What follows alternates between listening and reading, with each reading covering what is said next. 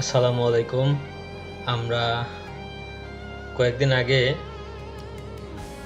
গত শুক্রবারে যে ভূমিকম্পটা হয়েছে, এটা রিক্টার স্কেলে 5.7 মাত্রার ভূমিকম্প হয়েছিল এবং অন্তত সারা দেশে 10 জন নিহত হয়েছিল, আরও অনেকে আহত হয়েছে।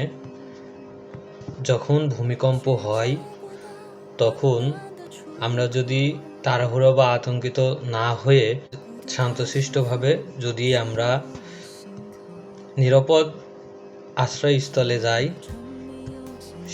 তাহলে নিজেকে সুরক্ষিত রাখতে পারি। সেক্ষেত্রে অনেকটা ক্ষয়ক্ষতির কম হবে। আমরা যদি বিল্ডিং ঘরে থাকি, যখন ভূমিকম্প হবে তখন আমরা তাড়াহুড়া বা ছোটাছুটি না করে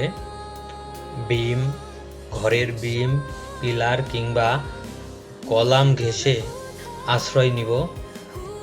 যদি ঘরের ভিতরে টেবিল, ডেস্ক বা খাট ও আসবাবপত্র এগুলো নিচে আশ্রয় নেওয়া যায়, সেক্ষেত্রে আরও নিজেকে সুরক্ষিত রাখা যাবে। কাপড়ে মুখ ঢেকে রাখবো যাতে শ্বাসনালীতে ধুলাবালি না ঢোকে। কম্পন থাকলে সিঁড়ি দিয়ে দ্রুত বাড়ির বাইরে বের হয়ে আসার একটা সুযোগ থাকে। তাই আমরা অবশ্যই যখন ভূকম্পন শুরু হবে তখন আমরা আতঙ্কিত বা তাড়াহুড়া না করে সিঁড়ি দিয়ে আমরা বাইরে বের হয়ে যাব। খোলা আকাশের নিচে, যেখানে আশেপাশে দেখতে হবে যে নিরাপদ একটা আশ্রয়।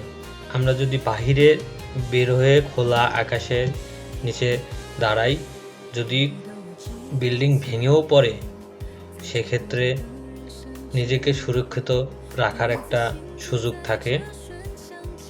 ঢাকা শহরে যেহেতু এরকম ফাঁকা স্পেস নাই, মেইন রোডে গেলেও একটা ঝুঁকি থাকে।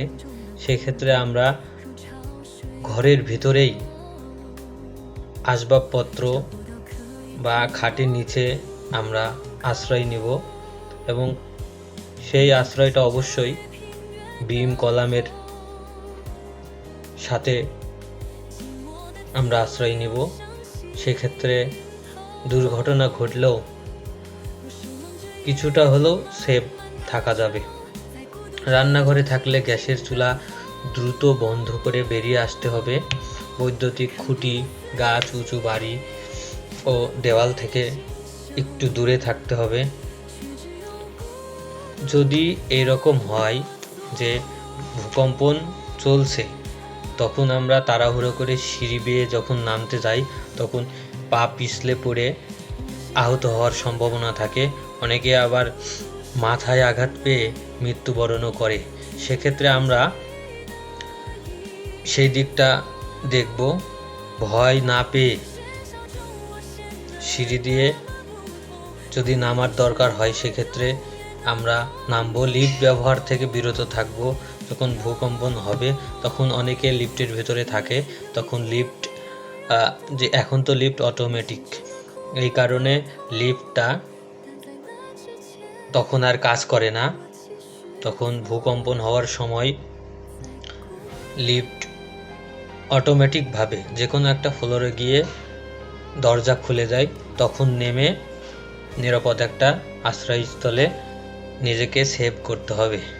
তা না হলে লিফটের ভিতরে আটকে অনেকে ভয়েই হার্ট স্ট্রোক করে। এই জিনিসটা দেখতে হবে। আমরা যদি এই সকল বিষয়গুলা মেনে চলি, তাহলে অবশ্যই আমরা সুরক্ষিত থাকব আশা করা যায়। আর বাকিটা আল্লাহ তাআলা আছেই, উনি তো আছেন। আল্লাহ হাফেজ।